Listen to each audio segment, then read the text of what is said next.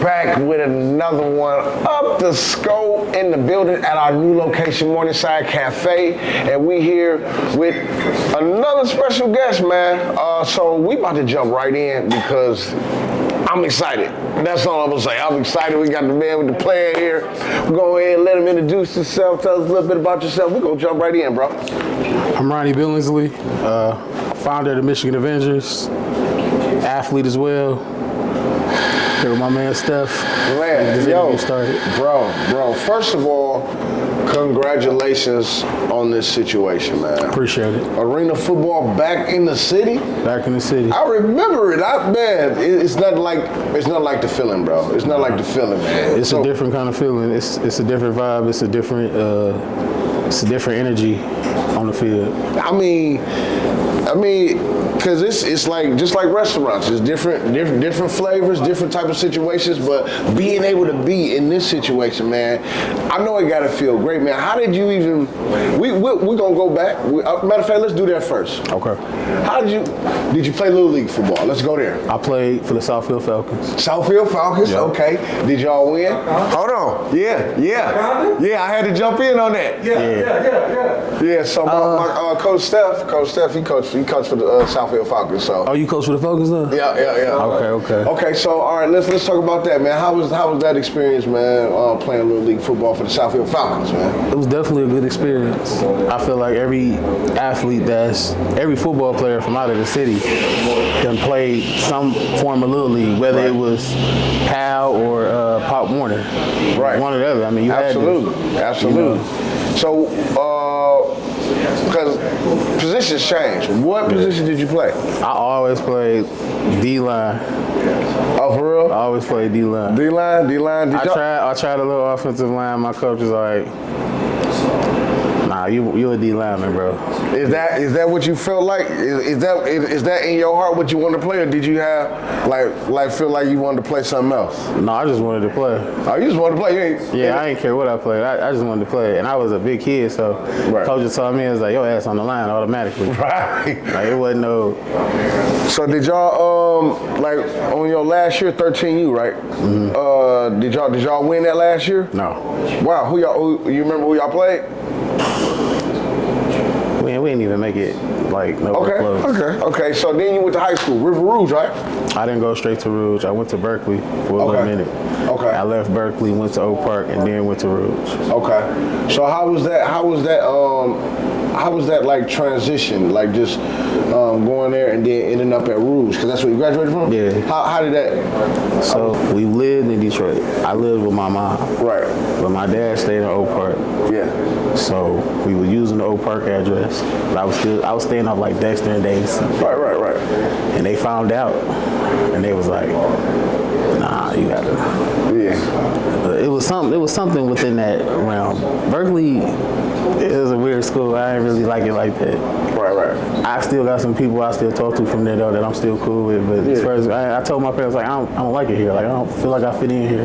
So it was good. It was a good thing. Blessing in disguise. Oak Park, got to Oak Park. Guys, I don't know what it is about dudes in Oak Park High, but they like trying you. I don't know what it is. I got along with mostly everybody. Right. But it was just some dudes that just was like, they just didn't like me. I don't know. Jealous. I don't know what it was, but I didn't really do nothing to nobody. Right. And so the first time I did do something, they kicked me out. Yeah. I ended up catching a charge though, as a minor, and my mom was like, I really don't know what else to do now.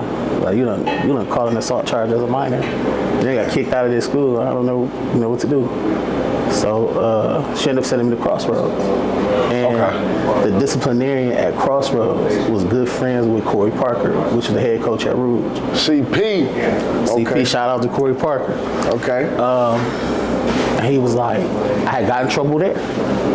At Crossroads. Damn. I got in trouble there, man. And he was just like, man, I ain't even about to watch you go out like that. So you a junior, I'm about to send you to Rouge. I didn't know nothing about Rouge. I was like, I know that Southwest area, but I didn't know too much about it. And I had an auntie, my auntie Veronica.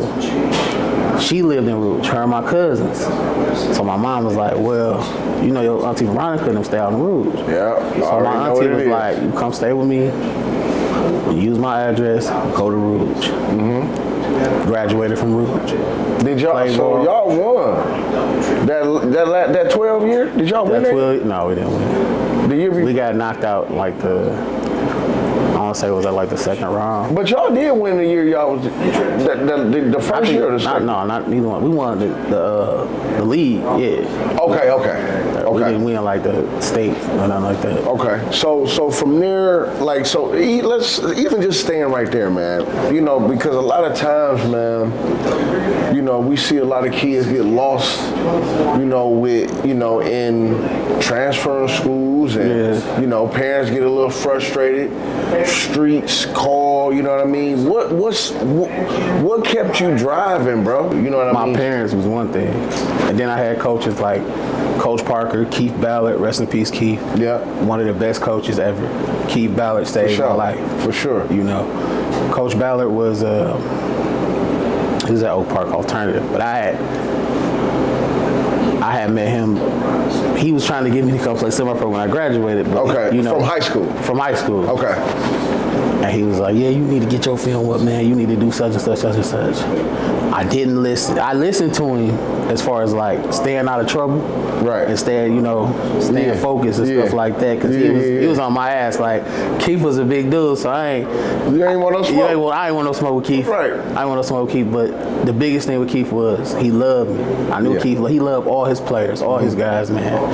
And that love right there, just for being a part of the game, he showed you that love like a son. Like, he really loved all his players like sons. And you know, that was one thing, was like, man, he could have just been like, man, I don't care about that guy, man. Right. Don't do what you do, man. But anytime I ever got in trouble, he would Keith's first one. Man, come on over here and talk to me, man. What's going on, man? What's going on, man? Like, he was somebody I could talk to, you know? Kept me level-headed. And that's always good, man, when you can, you know, find something that keeps you driving, right? So now, graduating from Rouge, what was the next step from there? So a lot of people don't know this, man. I hoop. For real? I was a basketball player. Okay. And so coming out of high school, I had tore my meniscus playing AAU, and I lost some offers. So I ended up playing JUCO. I ended up taking a year off. Okay. And then playing at Tuskegee in Alabama. Okay. I tried to go to the Marine Corps. I went for a little minute. They found out I had asthma. They was like, you gotta go. So I was like, damn, okay, what do I do next? So I thought basketball was over with. Right. Homeboy of mine, he played at Jackson. Okay. He's like, no, bro, I talked to the coach and get you up here. Talked to the coach, got me up there. Went up there, played for a couple years, came back, played semi-pro. Right. With the Stealth. Oh, God, I don't know why I did that. They had a solid team at first. Right. But I don't know what happened that year. It was all over the place. So then I ended up going and playing with the Ravens, the Detroit Ravens. Okay. And Keith was, when we played the Ravens, when I was with the Stealth, he looked at me, he was like, what your butt doing over there? Right. What you doing over there with them losers, man? Right. I said, I don't know, man. I really didn't know what to say. He was like, man, bring your ass over here. So after that game, I was like, all right, man. So that moves you. Then you said you went out the country? Mm-hmm. Wow, man, how was that experience? It's different. It's a wonderful experience too. Golly, so where did it take you? What? Australia. Sheesh. They got football in Australia? Yeah, they got football in Australia. Like American football? American football. They have American football in Japan. They got it in Australia. They got it in Germany. They got it in France. They got it in Europe. It's American football all over the world. Do they, now, I know it might be crazy to ask, but do they got it in Canada, or they like, no, y'all ain't playing under, so they absolutely, yeah, that's one of the biggest leagues, the CFL. Right, but I'm just saying, I know, do they have it like, because you know they got like a certain It's huge over there. But you can only have, so the thing with the CFL, you can only have a certain amount of Americans. Oh. Yeah. So I'm not exact. It's a cap on the amount of Americans that can play over in the CFL. Okay, so So that brings us to where we presently are, man. Because like to me, the main focus is for people to see and like this Upthescore, we Upthescore, that's what we do.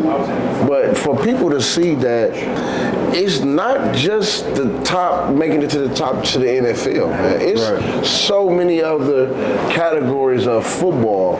Yeah. Now we talking about to me one of the best arena football. Yeah. This to me this is where you get your bread and butter. This is where you get your opportunity at. Let's talk about that, man. Let's talk about that, man. What you want to know? So how do you feel like what separates Michigan Avenger football from arena football? What separates arena football from anything else, in the football category? So one with arena, it's a faster paced game. And I learned that the first time I played it. I didn't know what I was getting myself into. As a lineman, like everything is one-on-one. So, and I like that because I don't gotta worry about two guys for real, man. Anytime I play 11, it's always two guys on me. Right. You know what I mean?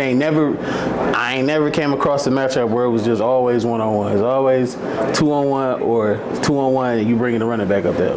You know what I'm gonna say right there? One thing I always loved about arena football, because it's one-on-one stuff, you gotta be skilled. You gotta be skilled and you gotta be able to talk. Cause y'all be talking cash money out there.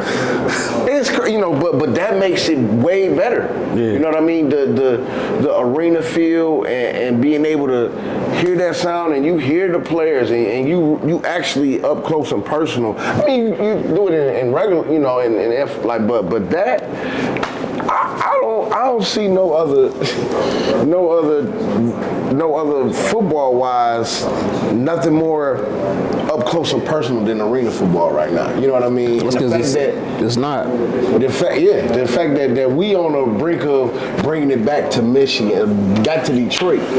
How did you even get in the position? Because let's explain who you are on the Avenger level, because you multifaceted, right? Yeah. Let's talk about that, man.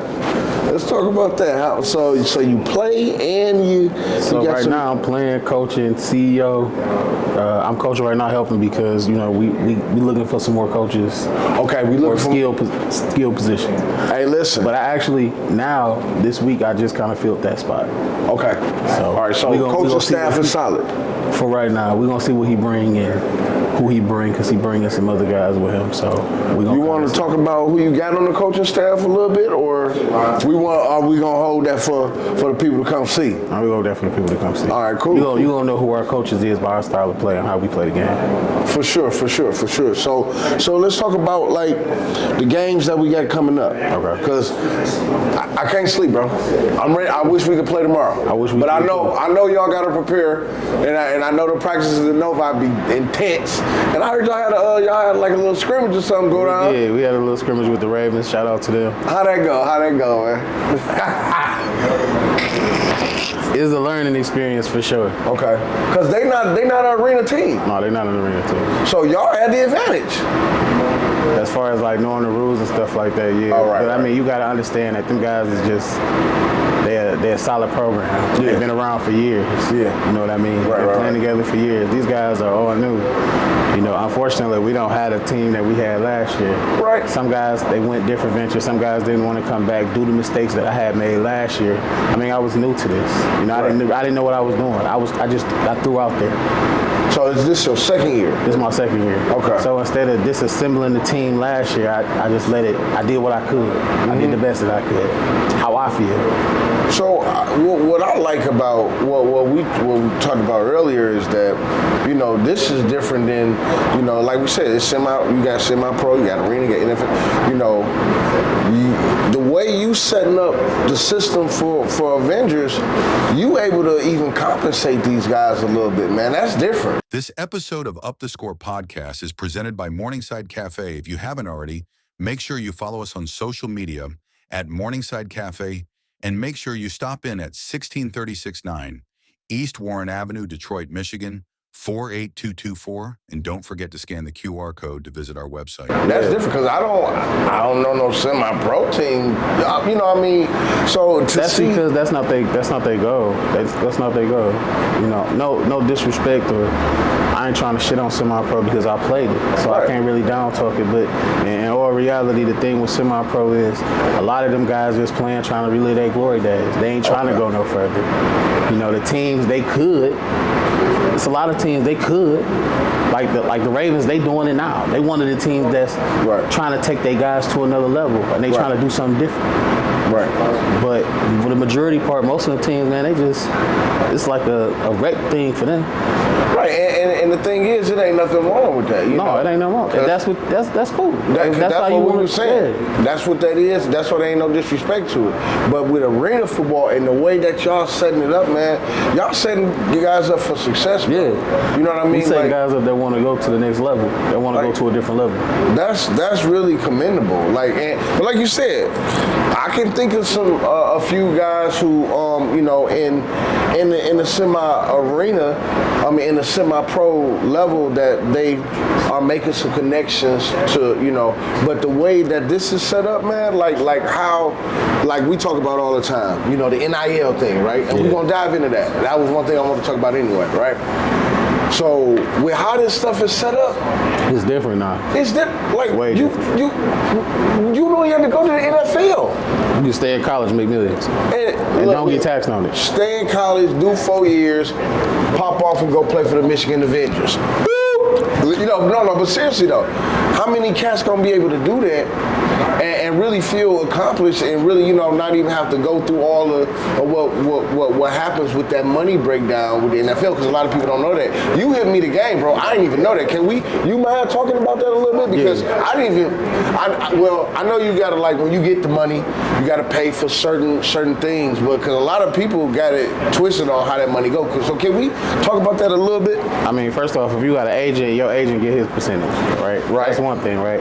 You got taxes. You're getting taxed in half. So if you got a $10 million contract, mind you, that's not most players. When you come in, you got a $456 to a certain amount contract. So you say you get a $400,000 contract.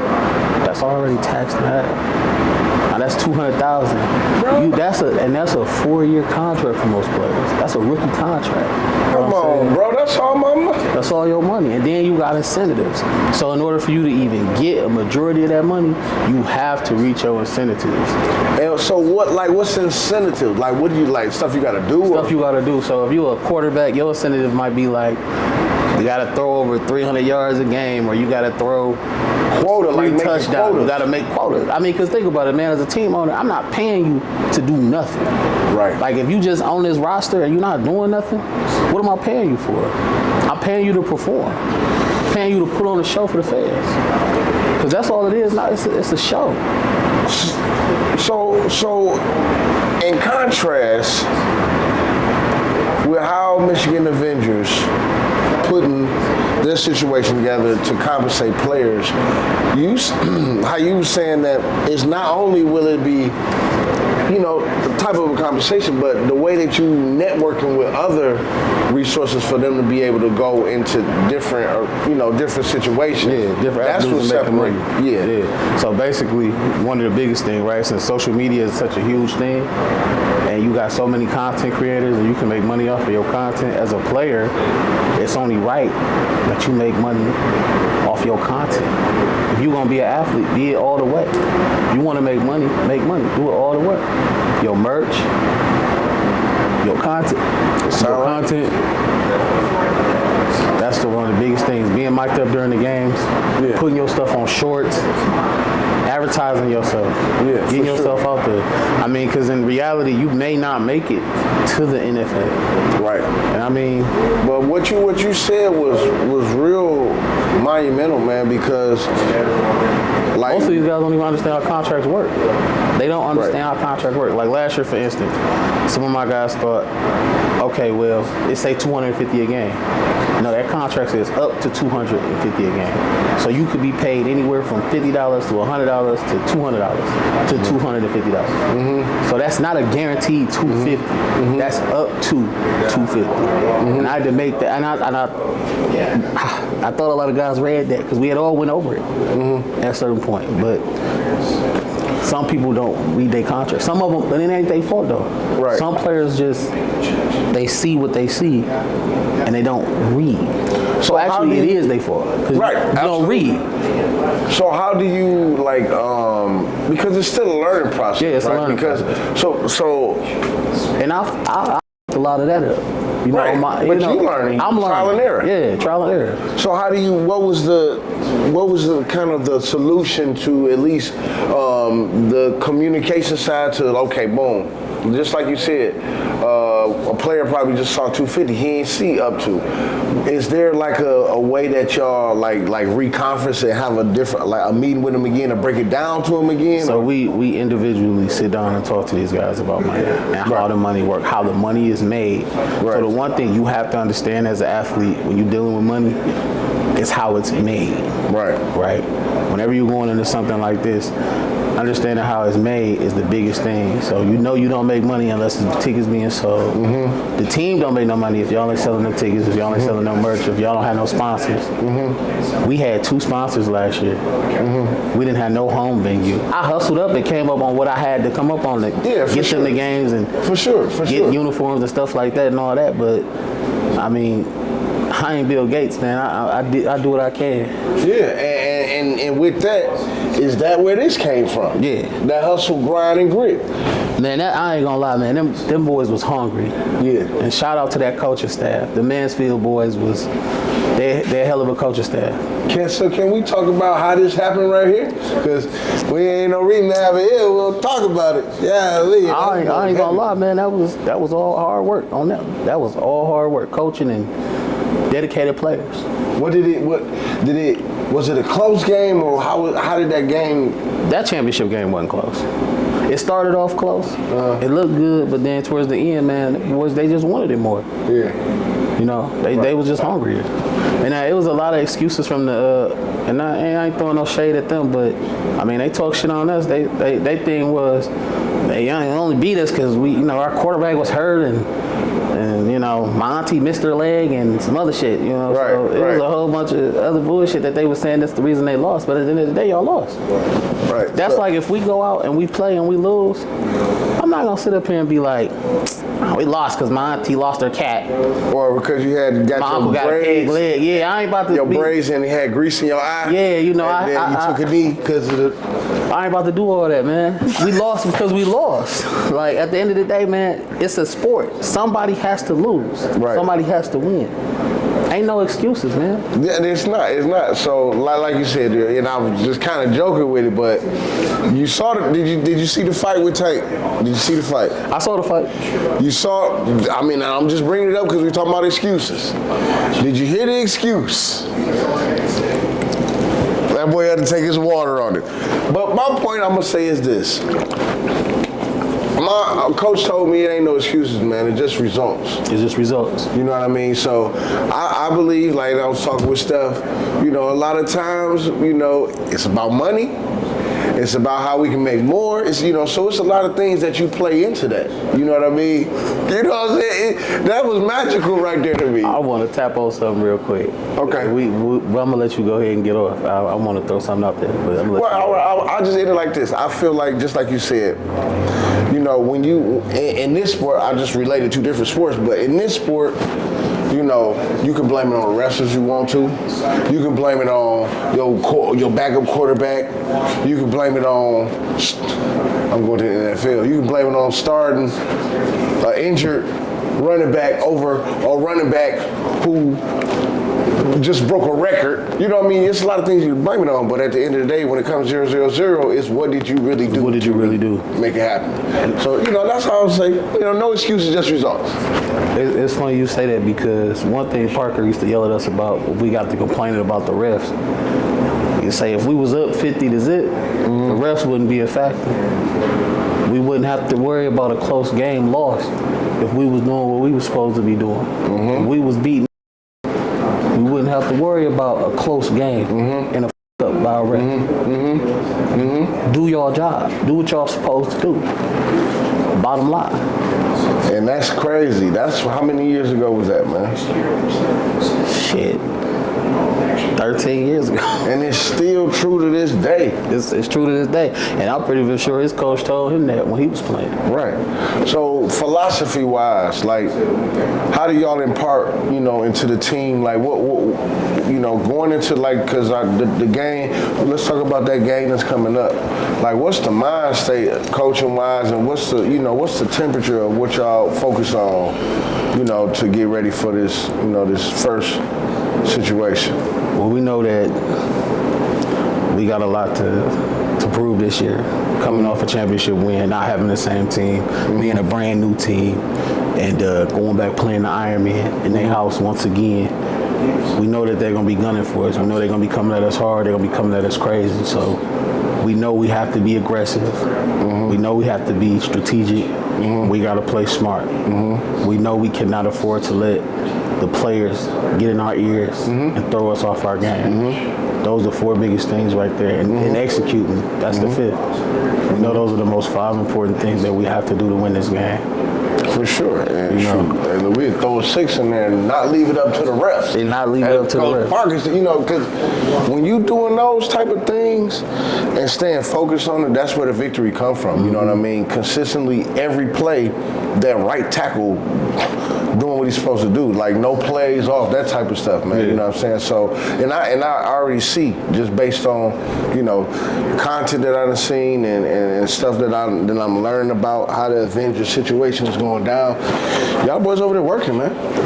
I mean, y'all boys really over there up in the scope for real. Yeah. So, and then the fact that, we're going into another situation where Michigan Avengers Assemble, y'all gonna have your own podcast, and we gonna really dive into specifically players, who, what, when, where, how, backstories, hard knocking it a little bit tight, or however we want to spin that or whatever the case. But we definitely want to dive into what it really takes to be an Avenger, man. You know what I mean? Because y'all, this is a lifestyle that you building for people, man. You know what I mean? People really gonna be able to be blessed by this, not just from some people playing sports, but I know a lot of the community events and stuff that y'all got coming up. The way y'all gonna be giving back to the community, it's gonna be crazy. I know we talked about some, little league connections type of stuff we unveiled on the other podcast, but that's gonna be dope, bro, because it's nothing like giving back, and that's what we're doing right now.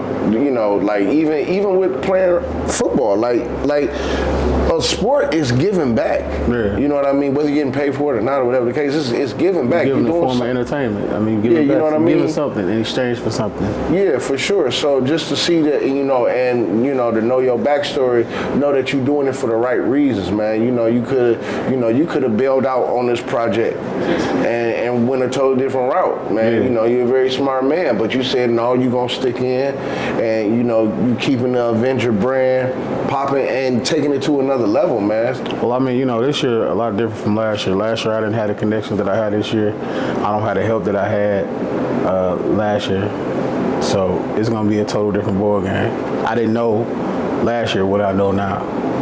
For sure. I mean, so the fact that we connected, that's you up the skull right there, baby. So, but like the feedback that I've been getting about what the Avengers is bringing to Detroit, you know what I mean? People really excited about this, man. So like, that's what we want. So, is there ways that people can get involved staff-wise or volunteer-wise or sponsor-wise? Yeah. Can we just kind of talk about that? Because people gonna want to know, because, I know they're excited about it like I am. Definitely go follow us on Instagram, Michigan_Avengers. Follow us on Facebook, Michigan Avengers. And follow us on TikTok, Michigan_Avengers. We're looking for all the help we can get. In order to make this something spectacular, like we plan on doing, and making this the biggest thing possible. Because the biggest thing for me is to give the opportunity of being a professional athlete and being notable to your community also being involved in your community for these guys. You know what I'm saying? Right. And the home games will be where? At the Detroit Fieldhouse. Right across the street from King. Yep. So that's like a prime location, man. A lot of stuff that went down there. You know what I mean? Good things. So just to see that's where we're gonna be for the home games, and then we also gonna be doing some traveling too. So that's gonna be super dope too. So I'm just excited, man. It's so much more that we're gonna dive into, you know. But this is just like the introduction of what we got going on with Upthescore and Michigan Avengers Arena Football, man. So any like last shout outs or, you know, anything you want to like impart to the youth about, you know, following your dreams, anything like that, man, before we go? Man, I definitely just want to tell you, if you got a dream, pursue it. That's all you got to do, just keep pursuing it. And don't let nobody else tell you what you can't do, what you can and can't do. You can do whatever you want to do. You can do whatever you put your mind to. That's the most realest thing I was ever told in my life. It don't take nothing but action. You want it, it's already yours. Put it in the hands of God first, and it's yours. For sure. He'll lead you through. Brother, listen, that right there, that's a speech that'll never age. It'll never age right there. I hope not. Because that's what it means, man, you know, just, and you can tell that you definitely, you know, staying focused on what's important, man, and we happy to just be in collaboration with y'all, man. Man, same, no doubt. That's what we gonna do, man. We just gonna keep up in the scope, and we gonna see y'all on the next one, baby. Up the scope! Appreciate you, my guy. I appreciate you for having me, man. Appreciate it.